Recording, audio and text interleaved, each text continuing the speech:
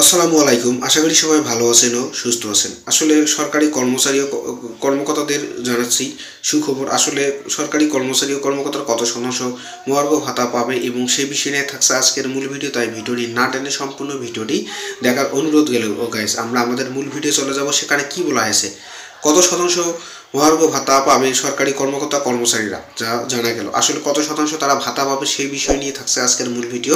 এটি কিন্তু ইতিমধ্যে প্রকাশ করে দিয়েছে আসলে সরকারি যে কর্মকর্তা কর্মচারীদের আছে এবং পিয়ন থেকে শুরু করে সব কর্মকর্তাদের কিন্তু এই ভাতা পাবে তারা জানিয়েছে। অন্তর্বর্তীকালীন সরকার সরকারি কর্মকর্তা কর্মচারীদের জন্য মহার্ঘ ভাতা দেওয়ার সিদ্ধান্ত নিয়েছে। পাশাপাশি অবসরপ্রাপ্ত পেনশনভোগীরা এই সুবিধা আওতায় থাকবে। পিএম থেকে শুরু করে মন্ত্রী পরিষদ সচিব পর্যন্ত সবাই এই ভাতা পাবে। তবে ভাতার ক্ষেত্রে দুটি ধাপ থাকতে পারে। কর্মকর্তাদের জন্য সামান্য কম এবং কর্মচারীদের জন্য তুলনামূলক বেশি দেওয়া হতে পারে। জনপ্রশাসন মন্ত্রণালয়ের তথ্য অনুযায়ী সরকার বিভিন্ন মন্ত্রণালয়, বিভাগ এবং অধিদপ্তর দপ্তর এবং কর্পোরেশন এবং এর স্বাক্ষরশাসীন এবং প্রতিষ্ঠান 14.5 লাখেরও বেশি কর্মকর্তা কর্মচারীদের কর্মরত আছেন। আসলে অনেক কর্মকর্তা কর্মচারী কিন্তু এতে যে দিনরাত কিন্তু তারা কাজ করে যাচ্ছেন। জীবন যাপনের পরে ব্যয় সালাদ দিতেই প্রয়োজনীয় নিত্যপণ্যের দাম বৃদ্ধির কারণে সে অতিরিক্ত ভাড়াটা দেওয়া হবে। সেটি মহার্ঘ ভাতা নামে পরিচিত। এটি মূল বেতনের একটি অংশ শতকরা অংশ হিসেবে প্রদান করা হবে, অথবা মহার্ঘ ভাতা চালু করে এবং কর্মকর্তা কর্মচারীদের মোট বেতনও বৃদ্ধি পাবে। সংবাদ ব্রিফিং যে এটি কিন্তু এক গণমাধ্যমে তারা জানিয়েছেন। জ্যেষ্ঠ সচিব মোহাম্মদ মোখলেস রহমান এর সরকারি কর্মকর্তা কর্মচারীদের যারা আবেদন তাদের জন্য একটি সুখবর দিতে চান।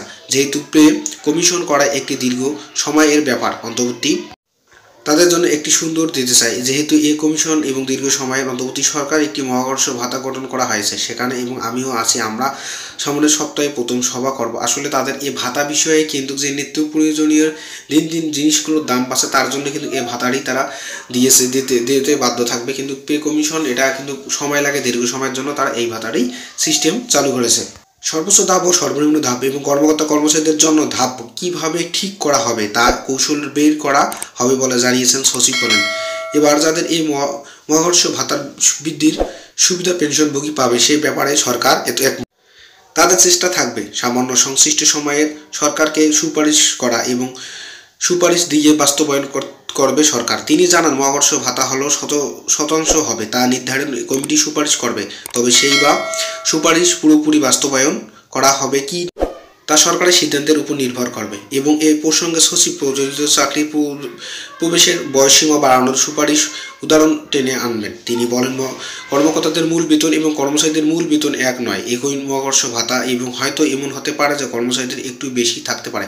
আসলে সব যারা সরকারি কর্মচারী বা কর্মজীবী তারা যে চাকরি করে আসছে বা সবারই কিন্তু ভাতা এক থাকবে না। এই ভাতাটি কারো বেশি থাকবে, কারো কম থাকবে, সেই বিষয়টি কিন্তু তারা জানিয়েছে।